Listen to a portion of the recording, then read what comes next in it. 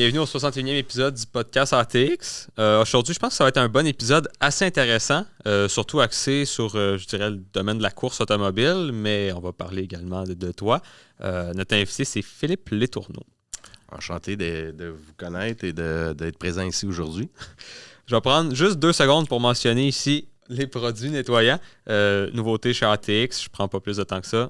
Vous ferez vos recherches sur le site de rtxwheels.com. On va commencer, mais dans le fond, juste peut-être te présenter pour les gens qui ne te connaissent pas. Je m'appelle Philippe Letourneau. Dans le fond, je suis ancien coureur automobile. Je suis maintenant connu comme expert de conduite, un spécialiste de la conduite, haute performance surtout. Et puis, je suis père d'une petite fille de 7 ans et je suis toujours dans le domaine, entre guillemets, là, de l'automobile. Oui, puis qu'est-ce que tu fais dans le domaine encore en ce moment-là? Après, tu as dit que tu as fait des courses, fait que peut-être ton parcours un peu... Un parcours assez typique, là. Mon père était champion de rallye à l'époque, donc je suis venu au monde, il y avait des voitures de course autour de la maison, mes oncles, mon père. Fait que déjà, j'ai pogné la piqûre assez jeune de voir les bolides de course de rallye autour de la maison. Et puis, à bas âge, mon père m'a demandé si ça me tentait de faire du kart. Et comme tout enfant, oui, why not? Qui dirait non? Oui, c'est ça, qui dirait non. Fait que j'ai commencé la compétition à Saint-Hilaire en karting à l'âge de 10 ans. Et puis, c'était vraiment plaisant. J'ai fait des belles rencontres, de la bonne compétition. Je suis de l'époque de Patrick Carpentier, donc on coursait ensemble à l'époque en kart. On a couru un peu un contre l'autre en Formule 2000. Après, Patrick a eu une carrière extraordinaire. La mienne n'a pas décollé, mais j'ai resté dans le milieu, puis je me suis spécialisé dans l'enseignement de la conduite. Donc, je suis devenu instructeur. Après ça, devenu instructeur pour des écoles de course, mais aussi pour des manufacturiers comme BMW. On a eu pendant plusieurs années de la conduite de haute performance, de la conduite préventive, des cours d'hiver, des cours d'été. Donc, je me suis spécialisé tranquillement là-dedans. J'avais une passion de partager mon savoir avec les autres. Puis, le fait de partager sa passion, ça m'a amené à faire plein de choses. Puis, 30 ans plus tard, toujours dans le domaine, ça n'a pas arrêté depuis 30 ans. C'est ça que tu fais encore aujourd'hui, là, de l'instruction? Oui, ça l'a changé quand même beaucoup parce que c'est sûr qu'il y a une époque, si on prend la loi de 80-20, je faisais 80% de cours de pilotage, 20% d'événements. Aujourd'hui, c'est plus 80% d'événements et 20% de cours de pilotage. Ouais. Mais ça a beaucoup, beaucoup évolué jusqu'à même plusieurs années. J'ai commencé à staffer beaucoup d'experts de produits dans tous les salons de l'auto canadien. Donc, la business a pris une tangente que je ne m'attendais pas. Mais oui, c'est devenu un métier. Je le fais encore avec plaisir et puis passion. Puis je vais le faire jusqu'à temps que je sois tanné, finalement. Les événements, c'est vraiment pas mal plus de job que ce qu'on croit. On va y revenir plus tard dans le podcast. Là, ça va être pour plus tard. Mais c'est vraiment à noter que c'est un point sur lequel on va revenir. Ouais. Parce que c'est vraiment, je pense, une grosse partie de ta job. Oui, beaucoup. Un autre, dans le fond, tu as parlé que ton père était pilote de rallye. Fait que toi, tu as eu une enfance, j'imagine... dans le domaine automobile, suivais-tu ton père dans les événements? Dans le fond, tu sais, quelle envergure un peu ça avait? Évidemment, les rallyes, c'est un peu plus compliqué parce que les rallyes, ça se passe dans le bois, un peu loin, etc. Donc, j'ai vu quelques rallyes quand j'étais jeune. J'ai vu mon père donner des cours de pilotage de rallye, donc avec mes oncles. Fait que j'étais pas à toutes les courses, mais j'ai vu évidemment quelques courses. Puis j'étais surtout, c'est une drôle d'époque. À cette époque-là, il faut reculer quand même assez loin, là, mais la voiture de rallye, croyez-le ou pas, c'était sa voiture de tous les jours. Donc, ouais? Pour moi, pour être... fallait pas qu'il y ait un accrochage. Non, mais pour être franc, c'était quand même assez spécial. Tu rentres dans une voiture avec la cage de sécurité, puis... Fait que ça m'a beaucoup influencé là, d'avoir une passion pour l'automobile. Puis quand je dessinais tout le temps des voitures. Dieu sait que j'avais des petits autos, faisais des pistes de course. Fait que le karting, ça a été juste naturel. Commencer à vouloir faire du karting, il m'avait fait faire un peu de karting pour le plaisir là, de location. Et je tout de suite pogné à piqûre. Fait que ça n'a pas été... Disons que ça n'a pas été compliqué de m'embarquer. Puis ça a été un bon outil pour mes parents aussi parce qu'ils pouvaient l'utiliser comme chantage un peu là, si je faisais pas bien mes devoirs ou si je faisais pas bien mon ménage. T'auras pas c'est ça ressemblait à ça. Fait que ça te motive pour tes études. Puis avoir un peu plus de discipline. Là. Fait que j'ai bien aimé ça pour ça. Fait que ça a quand même décollé vite, le karting. Tu as commencé à quel âge? 10 ans, oui. À 10 ans, à l'époque, junior, ça s'appelait junior, je pense, à l'époque, c'était à partir de 10 ans. Aujourd'hui, je pense qu'au Québec, les cadets peuvent commencer à l'âge de 8 ans, si ma mémoire est bonne. Donc, ils commencent un peu plus tôt. Mais oui, nous autres, on avait moins de catégories. C'était vraiment pour le plaisir de s'amuser, là, de conduire un kart le plus vite possible, d'essayer de battre tout le monde. C'était vraiment comme pas... même si j'avais Gilles Villeneuve qui m'avait aussi influencé, parce que c'était un Québécois qui avait gagné une course de Formule 1 à Montréal. J'étais très, très jeune à cette époque-là, mais je me souviens de l'engouement que ça avait eu, puis ça avait vraiment bougé beaucoup de choses pour beaucoup de gens comme moi qui avaient peut-être le goût maintenant de moi aussi m'essayer, essayer de faire de la course. Moi, je pense que ces années-là, vraiment, Gilles Villeneuve a été l'idole d'une grande majorité. Là. Ma génération, là, c'est sûr, puis même un peu plus, qu'on en parle encore aujourd'hui de Gilles, malgré le fait qu'il n'a jamais gagné de championnat du monde. C'était vraiment... Il aurait pu, par exemple. Il y avait le potentiel. Oui, il y avait le potentiel, ça c'est sûr et certain. Je crois aussi que l'année de son décès, ça aurait pu être son année aussi là, pour gagner un championnat du monde. Mais c'est sûr qu'il a influencé beaucoup, beaucoup de personnes, dont moi. Fait que même mon casque, il y a un petit côté de design qui a été pris du casque de Gilles. Là. J'ai une petite affaire sur mon casque qui ressemble à son design. Les casques, c'est vraiment une signature. Complètement hors sujet, là, mais c'est vraiment une œuvre d'art souvent. On voit en F1, il y en a qui font passer des messages avec ça. Ils changent à chaque 2-3 courses peut-être. C'est vraiment... moi... Je pense que c'est quelque chose pour un pilote vraiment. Je pense que tu as absolument raison. C'est souvent, surtout maintenant, les voitures sont tellement tous presque pareilles, là, à part évidemment les commanditaires, tout ça, mais de loin, entre les deux pilotes, on ne sait pas trop c'est qui. Souvent, c'est le casque qui va faire qu'on va reconnaître le pilote. Puis moi, c'était ça aussi. C'est un petit hommage à Gilles. J'avais les couleurs au début, j'avais blanc et bleu, qui étaient les couleurs de Patrick Tambay que j'avais rencontré live, puis qui avait été super gentil avec moi, des autographes, tout ça. C'est un petit hommage à Patrick Tambay. Puis quand Ayrton Senna est mort, j'ai rajouté du jaune. Fait que oui, on voit des couleurs, mais pour moi, chaque couleur, chaque ligne veut dire quelque chose. Ouais, c'est vraiment une signature. C'est ça. Les casques, c'est vraiment, vraiment très spécial pour un pilote. Un de tes projets récents, dans le fond, ça a été le pire chauffeur canadien. Ça, ouais. Le Canada's Worst Driver, les pires chauffeurs canadiens. J'aimerais ça, dans le fond, c'est comment c'est arrivé, ça, sur la table, que tu sois dans l'émission? C'est une bonne histoire, ça, parce que déjà, à l'origine, de toute façon, la télévision, c'était pas dans mes plans. Là, je veux dire, c'était pas quelque chose que je voulais faire. Même si j'avais déjà participé à quelques émissions, La vie est un sport dangereux, Parti pour l'été. J'avais eu l'occasion de faire quelques émissions, mais c'était pas vraiment un objectif. Par contre, souvent, les gens oublient que, oui, je suis connu pour Canada's Worst Driver, mais ma première émission de télévision, ça s'appelait Star Racer.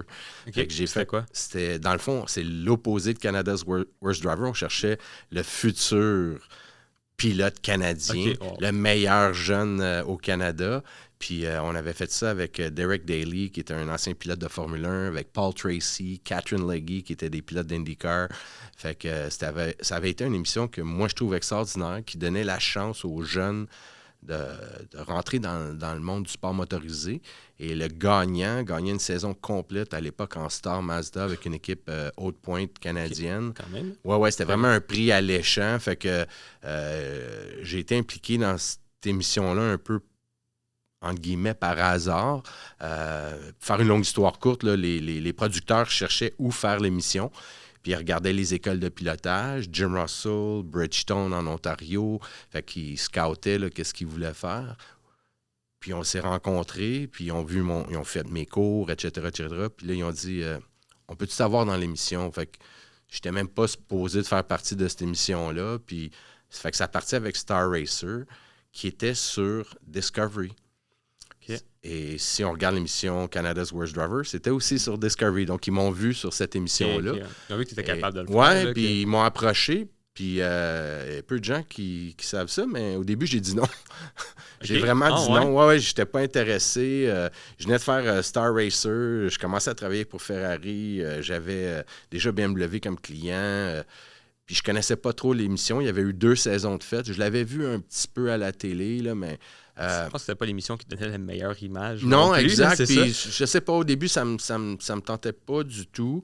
Et je vais toujours me souvenir, j'étais dans l'Ouest canadien. Ils ont dit, on va envoyer quelqu'un de la production, on veut te rencontrer.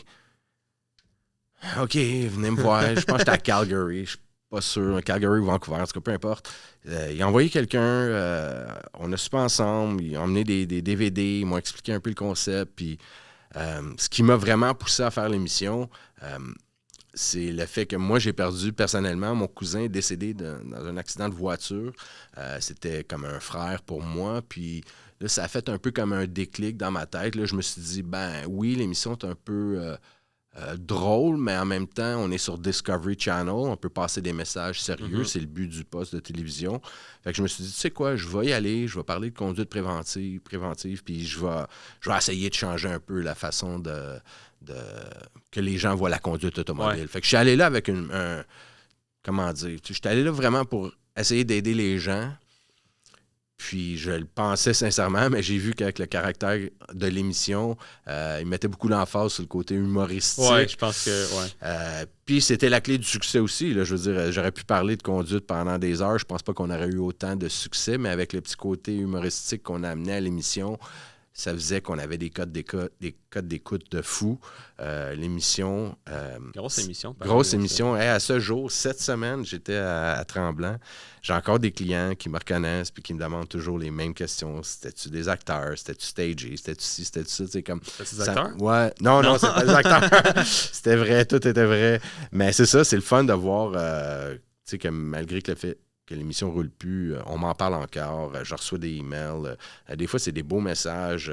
Quelqu'un qui a évité un incident ou un accident, qui s'est souvenu de faire telle manœuvre ou telle chose. Ah ouais? Ouais, j'en reçois régulièrement, sérieux. C'est Ok, vraiment, ça, c'est touchant. Pour vrai, j'en reçois. Puis pour moi, ben, comme je t'expliquais tantôt, à la base, c'était ça mon objectif, peut-être de faire voir la conduite différemment à monsieur, madame, tout le monde, puis il me donnait une belle plateforme, là, la télévision. T'as réussi, en fait? Ouais, ça a marché, puis malheureusement, il aurait fallu qu'on ait une émission à temps plein 24 heures sur 24, parce que des clients potentiels, j'en vois tous les jours. jours. À sortir, là, un peu à Montréal, puis t'as 2 émissions juste là. Ouais, mais c'est souvent ça que j'explique aux gens quand ils me demandent vous les trouviez où, ces participants-là. Je dis, ben, moi, je les vois tous les jours dans nos routes publiques, là, tu sais. Fait qu'on a du monde en masse pour faire... Puis je trouve que c'est même triste à dire, mais je veux pas mettre ça tout sur le dos de la pandémie, mais je trouve que depuis la pandémie, il y a quelque chose qui s'est passé dans la tête des gens. Le respect des autres sur les routes, là, ça a passé, je sais pas, là, mais... Ouais, c'est chacun pour soi maintenant. Ouais, quand c'est tu sors, vraiment... là, Ouais, je trouve ça vraiment dommage. Il n'y a plus de respect. On dirait que les gens se permettent des choses qui se permettaient pas avant. Des choses aussi simples que, tu sais, tu as une entrée pour embarquer sur l'autoroute. Tu en as tout le temps un qui va aller jusqu'au bout, qui n'a pas la patience d'attendre. Puis ça me choque. Je suis comme...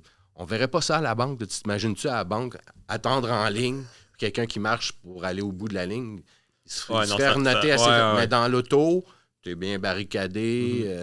Puis là, tu lui donnes un petit coup de klaxon, puis il te regarde comme si c'était toi le méchant.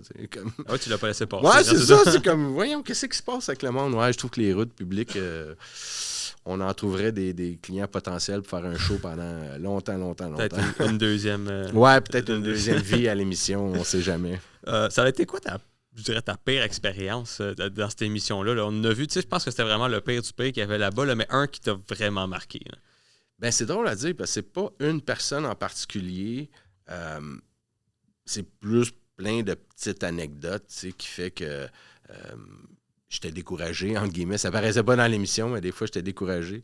Puis à mieux comprendre aussi comment que le show était bâti, je m'amusais dans le temps, là, si on veut, à voir que ce segment-là va faire l'émission. Je comprenais maintenant quels étaient les points d'intérêt que le spectateur voulait voir. Fait que pour moi, ça a été vraiment une expérience incroyable. Ça a été 12 ans... presque avec la même équipe. C'est une grosse équipe. On était à peu près 100 sur le plateau là, en début de tournage là, pour une émission canadienne. C'est quand même, il y avait du monde. Là. On roulait 2 plateaux live en même temps à chaque jour, plus 2 petits plateaux. Fait que des fois, jusqu'à 4 plateaux. Moi, ça a été une expérience exceptionnel. Là. J'ai des souvenirs de ça. J'appelais ça mon summer camp. Là. Je parlais à des amis. Là. Je dis, les gens avec qui je travaillais, c'était tous des artistes. Les gars de son, les gars de caméra, les gars de prop. Fait que j'étais rempli de gens passionnés, puis d'apprendre de eux, de mieux comprendre comment ça fonctionnait. C'était quasiment ça que j'aimais le plus.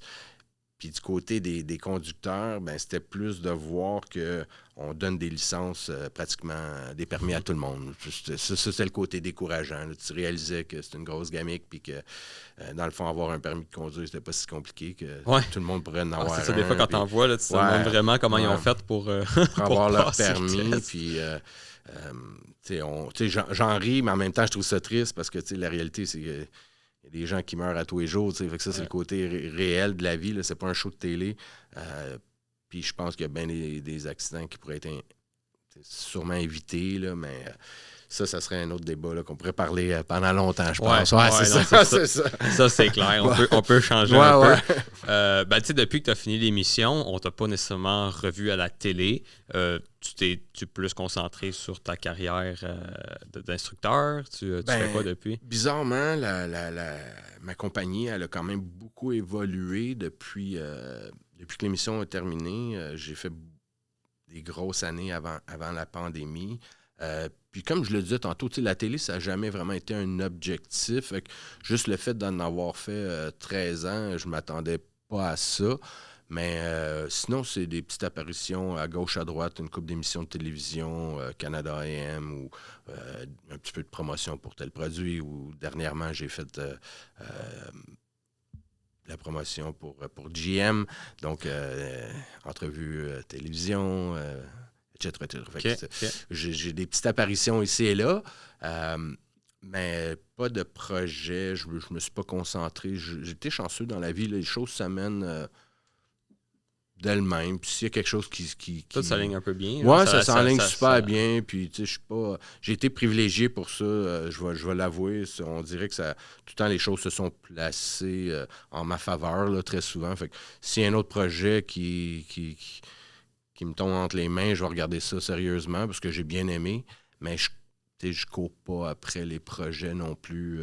J'ai une vie assez occupée. Puis justement. Tu as une famille aussi? Tu passes un peu de temps avec eux? C'est une des choses que on se fait dire quand on est jeune, le temps passe vite. Il me semble que ça passait pas si vite, mais peut-être qu'il y a tant à dire, là, mais oui, le temps finit par passer de plus en plus vite. Fait que des fois, je cherche mon temps un peu. Puis de passer du temps en famille, je sais que c'est super important pour moi. Puis je suis privilégié de passer beaucoup de temps avec ma fille. Puis ça vaut tout. Fait que, je suis bien content. Fait que si je suis moins occupé, c'est pas grave. Le travail est là pareil. Je vais en parler un peu plus tard, mais là, ça vient sur le sujet. Ta fille, on l'a rencontrée. On a fait une série qui n'est pas encore sortie, qui s'appelle Dans l'univers de la course, puis c'était sur le karting. Ta fille était dedans. Justement, tu sais, elle prend des cours à SH Karting en ce moment. Comme tu as fait, je crois, la même piste et tout. Ben moi, c'est là que j'ai commencé. Quand j'étais jeune, il n'y avait pas autant de choix de pistes là, à l'époque. Mais oui, c'est là que j'ai fait mes débuts. Fait que ça a toujours une place importante pour moi dans mon cœur. Puis le circuit SH, ben c'est le fun de voir ma fille rouler dessus. Ça me rappelle évidemment des souvenirs, puis plein de pilotes d'ailleurs, puis d'aller à la piste de course avec mes copains, puis mon père, dans le fond, ça n'a pas de prix, là, c'est ça que je m'amuse avec ça, puis ça a donné aussi que j'ai un bon ami qui est instructeur, qui travaille avec moi, qui s'appelle Maxime Pelletier, qui a des enfants là, dans la braquette d'âge de ma fille, puis on est des amis assez proches. Et il y a quelques années, on avait acheté des petits karts Bambino, ça roulait 50 km/h, puis on s'est dit, on met tous nos enfants là-dedans, on a acheté un chacun, puis on a commencé, j'ai des souvenirs, ça fait pas si longtemps que ça, là, on était à SH, puis on faisait rouler nos kids, puis tranquillement on amenait un autre, puis tranquillement on amenait un autre, puis Maxime fait un travail exceptionnel là, maintenant avec Simon, puis toute l'équipe de SH, je vais peut-être utiliser un mot anglais, groomer la prochaine génération, là, mais c'est juste créer une ambiance pour les jeunes, puis leur partager notre passion. C'est sûr que... C'est super cool. Ouais, c'est ça. C'est une belle activité. Là, on a du fun, hein, vraiment du fun. Puis en même temps, tu peux, je sais pas si ton père fait peut-être encore du kart ou pas, mais tu sais, juste d'être comme les trois, je pense que ta fille est quand même passionnée. Là. En tout cas, elle avait de l'air quand on l'a vu, elle avait bien aimé ça. Fait qu'il y a 3 générations qui sont comme intéressées par la même chose. C'est très, très cool. Ben, c'est ça qui est le fun parce que c'est sûr que la pomme tombe pas loin de l'arbre. Mais honnêtement, je suis super sincère, j'ai jamais comme vraiment forcé ma fille à faire rien. Dans le fond, je me souviens quand elle est venue au monde, je disais à mes amis, ma famille, mes proches, c'est comme laissez-la choisir ce qu'elle veut faire. Puis je veux pas que vous arriviez juste avec des Barbies parce que c'est une fille. Je veux pas que vous achetiez juste du rose parce que comme donnez-lui des Barbies, donnez-lui des choses en rose, mais amenez des camions, amenez tout, puis laissez-la choisir. Puis je te jure, là, on pouvait aller chez Toys R Us, là, on passait devant les poupées, puis elle se servirait même pas la tête. Puis elle voyait les voitures électriques, puis les autos, puis il y a quelque chose, je sais que c'est une passion qu'elle a pour elle. Elle aime ça sincèrement, fait que déjà, je suis content. Qu'elle aime ça d'elle-même. Puis à ce jour, je la force pas. On va-tu faire du kart? Si c'est oui, c'est oui. Si c'est non, je veux pas la forcer. Elle est encore toute petite, là. C'est vraiment pour le plaisir qu'on y va, puis on verra ce qui va se passer dans le temps, là. Mais pour l'instant, on s'amuse, puis c'est le plus important, je pense. Je pense que si elle a du plaisir, c'est quand même pas mal le plus important. Nous autres aussi, on en a, là, je ne vais pas te le cacher, là, de voir la face à mon père, des fois, ça me fait un plaisir aussi. Là. On est les trois ensemble, on s'amuse, c'est ça. C'est un beau moment de famille. Ouais, c'est vraiment le fun, vraiment le fun. T'es instructeur, tu as dû conduire une panoplie de véhicules, c'est clair. Tu as travaillé pour BM, Ferrari. Y en a-tu d'autres que j'oublie? BM, Ferrari, McLaren, Lamborghini.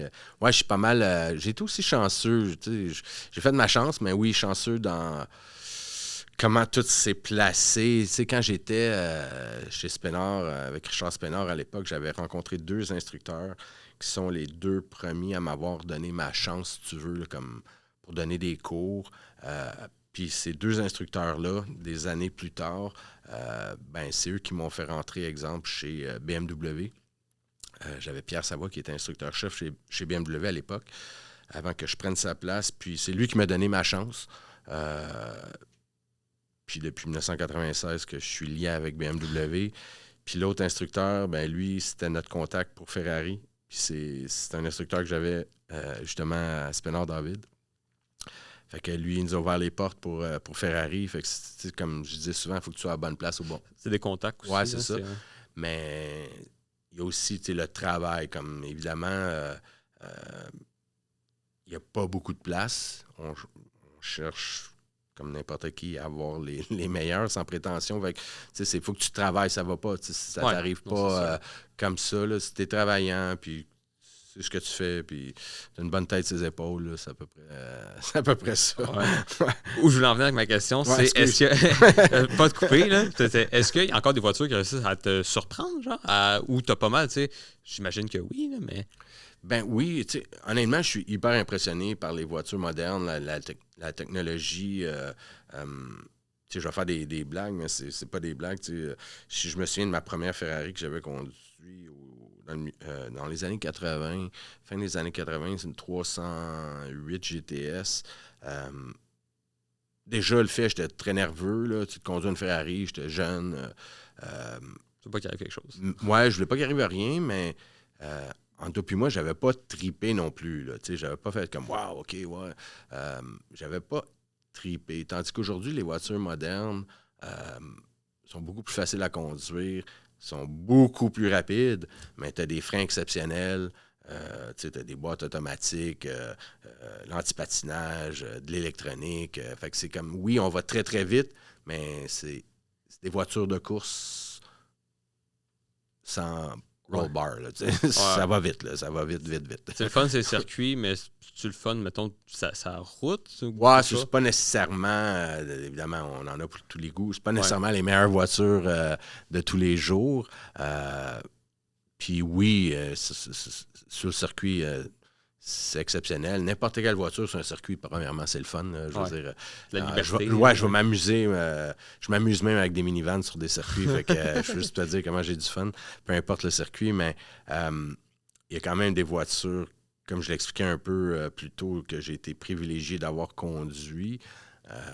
mais que j'ai pas nécessairement tripé sur la voiture après l'avoir conduit. OK.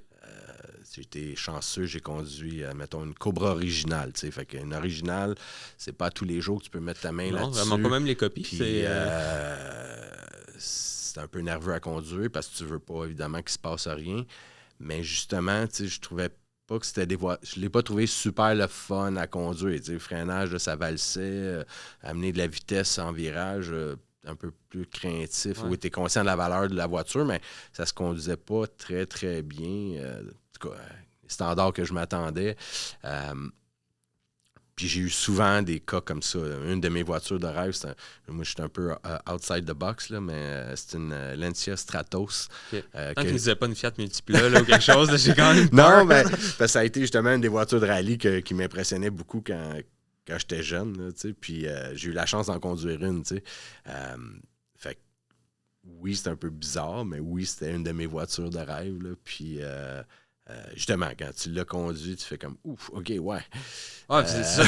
Rêve. Des fois, t'as genre tellement d'attentes que c'est ça. Ben, c'est parce qu'aujourd'hui, si je fais un peu le lien avec ce que moi j'ai conduit, ça m'est pas arrivé beaucoup, mais si tu conduis une Formule Atlantique ou un Daytona prototype, ben c'est sûr que n'importe quel sports car, Ferrari, Lamborghini, oui, c'est exceptionnel, là, ça va bien, mais c'est dur de battre une Formule Atlantique. Ouais. Comme après ça, tu conduis n'importe quoi, tu es quand même, je ne vais pas dire déçu, c'est pas le terme, mais ça freine pas aussi bien, ça amène pas autant de vitesse, comme ça accélère pas aussi. C'est comme pas autant la perfection. Ouais, c'est ça, on compare, je trouve qu'on c'est pas vraiment comparé pomme à pomme, mais oui, les voitures aujourd'hui, j'aime bien dans les dernières années l'évolution de McLaren, j'aime bien ce qu'ils font.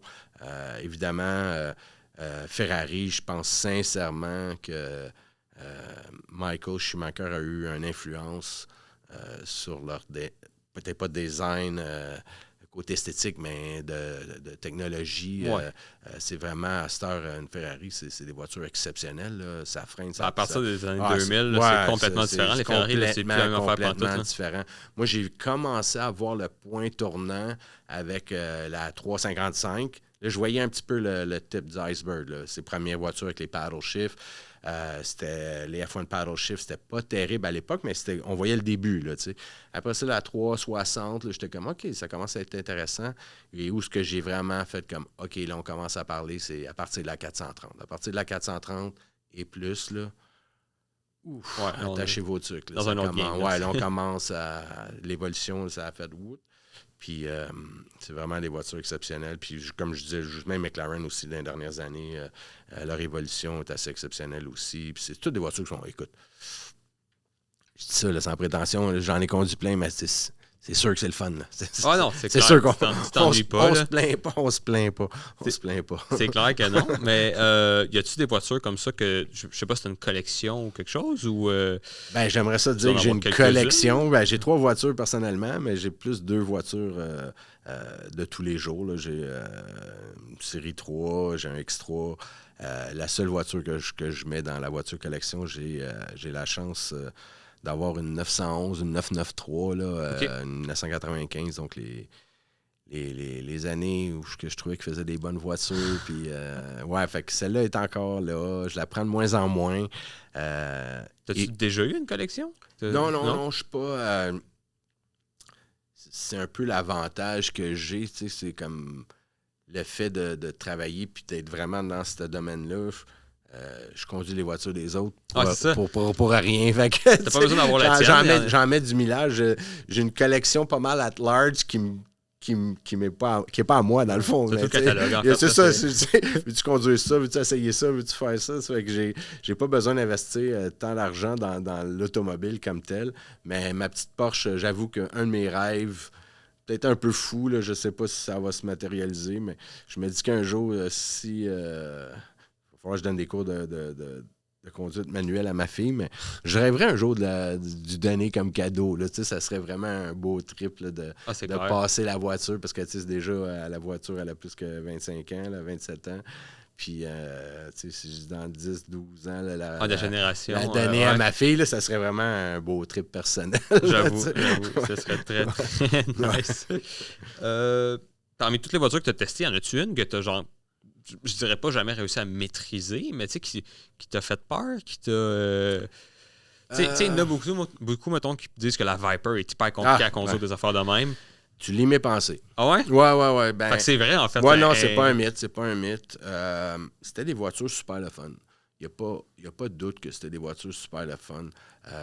Moi, ce que je trouve, par contre, il fallait que tu sois allumé tout le temps. À moins que tu conduis tranquillement, mais c'est le genre de voiture que si tu pousses, il faut que tu sois allumé. C'est la voiture comme vraiment hyper dangereuse. Ouais, tu peux pas comme manquer une seconde. Puis même comme... j'ai des histoires où on a des instructeurs qui coachaient justement à droite. Un collègue qui a perdu un bout de pied aux États-Unis avec un gros crash. J'ai même un collègue à moi, un ami à moi, Claude Bourbonnais, qui... c'est une petite anecdote, là, mais c'est vrai. Il s'était fabriqué un genre de toggle switch là, qui branchait puis qui était capable de couper l'ignition en coachant parce qu'il faisait pas qu'on fait qu'il roulait puis il coupait l'ignition. Les autres, ils n'ont pas la pédale comme dans les cours de conduite. Là. Non, c'est ça, on n'a pas de pédale, pas de frein. Fait que oui, c'est le genre de voiture que ça n'a pas été long, que moi, personnellement, j'ai refusé de coacher. Là. Ça valait pas la peine parce que c'est pas un mythe. Là. C'est pas les voitures, en tout cas, dans mon opinion, à moi, les plus fun à conduire. Puis les plus sécuritaires. C'est ça. Sécurité en premier. T'as-tu déjà eu un accident, quelque chose? Oui, j'ai déjà malheureusement eu quelques accidents. J'ai été assez chanceux. J'en ai pas eu beaucoup. Parce que je poussais pas assez fort. Mais oui, j'en ai eu quelques-uns. J'ai eu 2 bris mécaniques.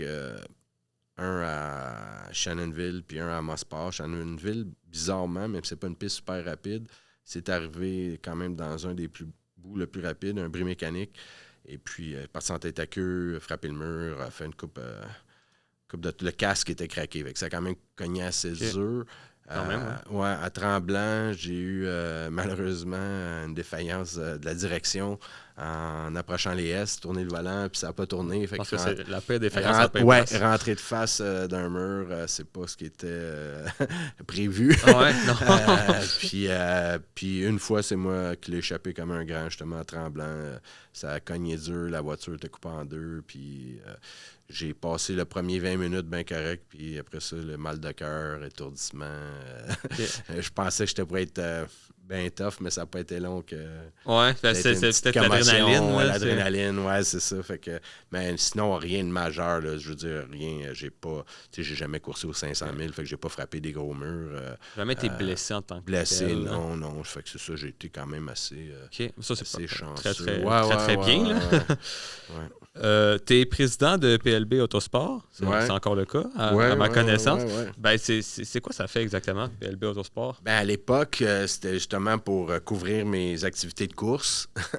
Parce qu'évidemment, j'ai déjà acheté mes voitures de course, etc. Donc, c'était gérer tout ça, les commanditaires, les dépenses, etc. Puis ça s'est transformé en compagnie où maintenant, je me spécialise dans surtout les événements de conduite. On a fait un événement il y a quelques années à Mosport où on a loué Mosport au complet, DDT, la grande piste, le parcours hors route. Donc, je vais fabriquer un programme. Donc, je vais, avec qu'est-ce que les clients me demandent, qu'est-ce qu'on peut faire, on aimerait avoir tant de personnes, tatati, tatata. Je commence à créer des événements. Et non seulement je les crée, mais je les staff.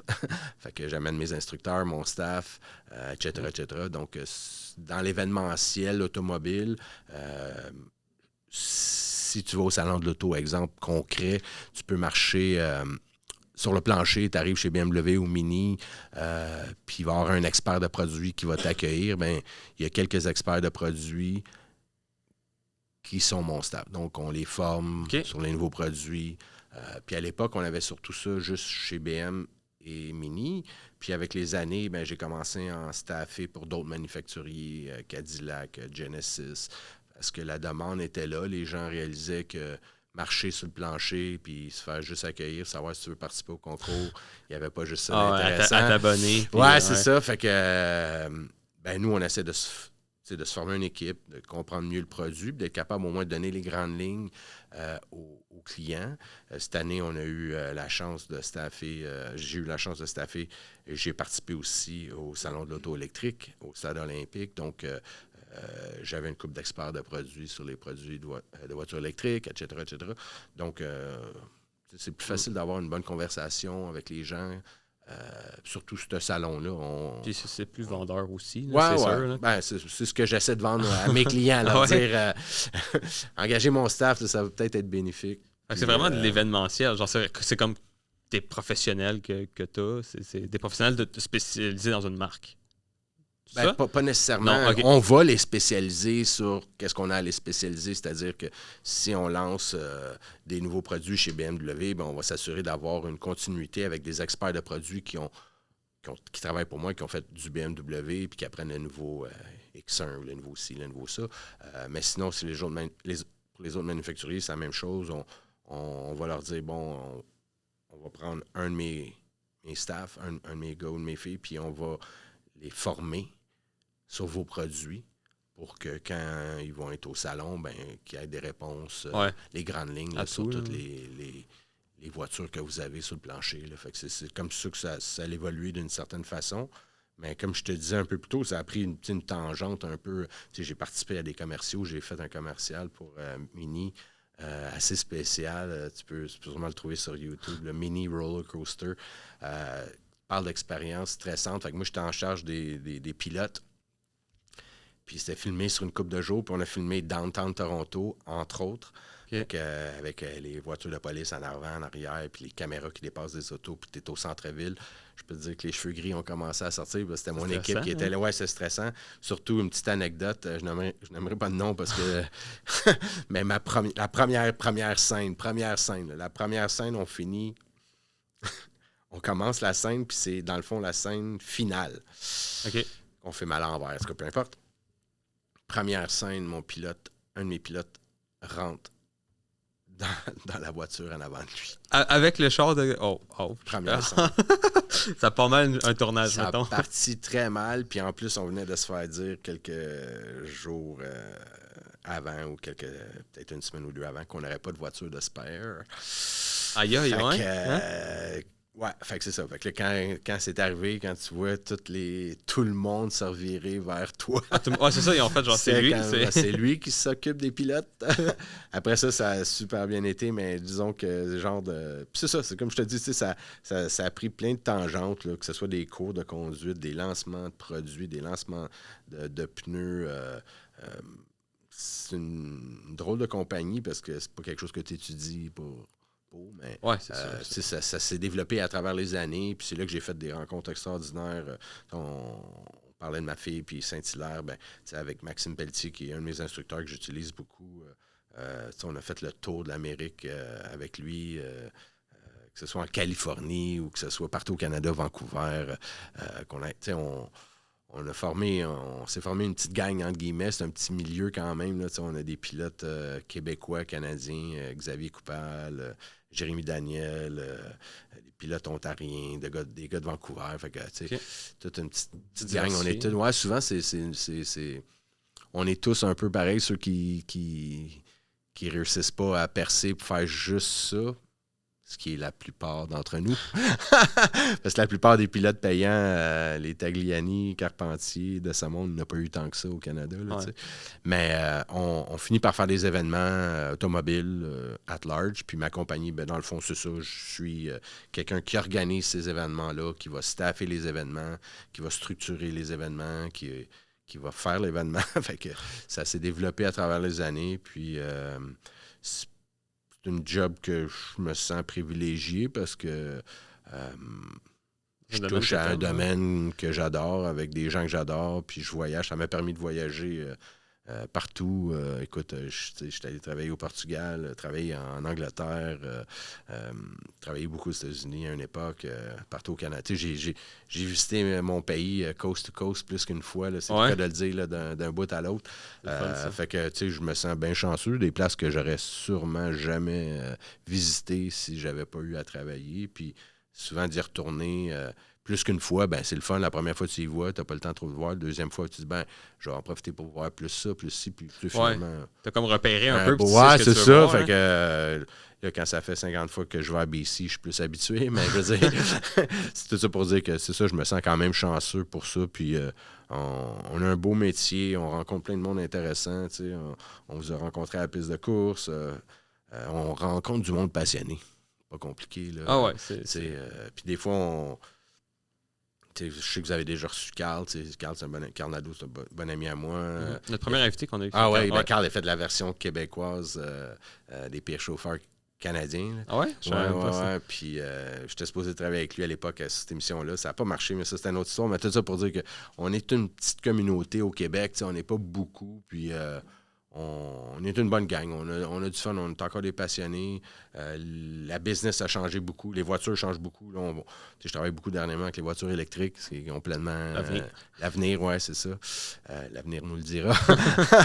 Mais ouais, c'est ça. Fait que ça évolue beaucoup. Fait que c'est ça qui est le fun. On manque pas de travail. Les choses changent tellement puis ça évolue. Fait que à quelque part, on est bien chanceux. Puis des gens passionnés, j'en rencontre, j'en forme. J'ai signé des milliers de licences de compétition. Là. C'est ça, tu formes des pilotes. Ah ouais, puis je suis très fier. Bruno Spengler a gagné le championnat de DTM pour BMW. Ça a été un de mes élèves. Dernièrement, JC Trahan, qui était un de mes derniers, qui compétitionne aujourd'hui en Formule 2000, qui performe, qui gagne des courses. J'en ai signé les Whitmer. Fait que, on est une petite communauté, puis... en bon québécois, on est des tripeux de char, des tripeux de voitures. Puis maintenant, avec ma fille, je continue un peu la passion avec elle. Je ne sais pas si ça va durer, mais en même temps, j'aime ça voir aussi la jante féminine s'impliquer. Des Valérie Limoges, il n'y en a pas assez. Là, ça prend plus qu'une pilote. Là, ça en prend plus. Oui, non, c'est sûr. Qui sait, peut-être qu'elle va prendre le lead de PLB. Oui, on ne sait jamais, parce que c'est pas une business qui se revend. Fait que si elle prend le lead, tant mieux. Mais en même temps, je veux qu'elle vive ses rêves à elle, puis elle aura sa destinée à elle, comme on dit. Ouais. Puis si c'est dans l'automobile, ben, tant mieux, je vais la guider. Puis si c'est d'autres choses, je vais la guider aussi le mieux que je peux. Puis on va faire notre possible. Yes. Ben, je pense que c'est des beaux mots pour une fin de podcast. Merci. Fait que, merci beaucoup d'être passé. Ça fait un plaisir. Très amusant. Oui, vraiment. Merci beaucoup, les boys. Puis bon travail. Puis continuez votre travail. Merci beaucoup. Merci.